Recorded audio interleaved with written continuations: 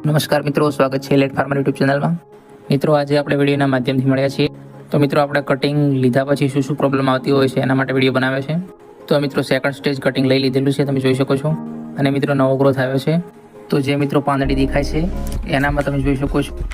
ત્યાંથી મિત્રો નાની નાની ઈયળો નવા ગ્રોથ ઉપર મિત્રો એટેક કરતી હોય છે. આ ટાઈમે પાંદડું જે ભાગથી જોડાયેલ છે ત્યાંથી ઈયળો નાની નાની પ્રવેશ કરે છે અને તે પાંદડાની જે ડંડીઓ છે તેને કોરીને ખાઈ જાય છે. એના પછી મિત્રો તેના અંદરથી જે આપણે નવી કુંપળ જે મેન છે કુંપળ એની અંદર પ્રવેશ કરે છે અને તે ઈયળો આપણો જે મેન નવો ગ્રોથ આવ્યો છે એને સંપૂર્ણ રીતે ખરાબ કરી નાખે છે. પછી મિત્રો એનો વિકાસ સારી રીતે થતો નથી. એટલે મિત્રો આપણે કટિંગ લીધા પછી આપણે નવો ગ્રોથ આવે એટલે પહેલેથી જ કાળજી રાખવી પડે છે આ બાબતની. તો મિત્રો આના માટે છે ઇમામેક્ટિન બેન્ઝોએટ દવા. આગળ મિત્રો એના ડોઝની વાત કરીએ તો 1 લીટરની અંદર 1 ગ્રામ નાખવાની હોય છે.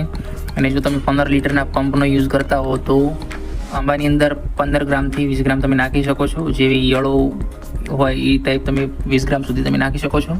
આ મિત્રો દવા બહુ ઝેરી હોય છે એટલે બાળકોથી દૂર રાખવી જોઈએ. હું તમને બતાવું છું, તમે જોઈ શકો છો. આ પાંદડાને વચ્ચેથી જો તમે તેનું કાણું પાડી અને તેના અંદર ઘૂસી ગઈ છે અને આ રીતે કોરીને ખાઈ ગઈ છે અંદરથી.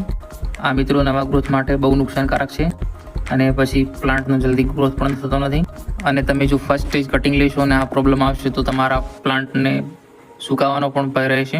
એટલે નવો ગ્રોથ આવે એટલે આ પ્રકારે ઈયળ પડે તો તમે આ ઇમામેક્ટિન બેન્ઝોએટનો તમે ઉપયોગ કરી શકો છો. 5% ઇમામેક્ટિન બેન્ઝોએટ છે મિત્રો. માહિતી મિત્રો ઉપયોગી લાગી હોય તો વિડીયોને લાઈક કરજો અને ચેનલને સબસ્ક્રાઈબ કરજો. ધન્યવાદ.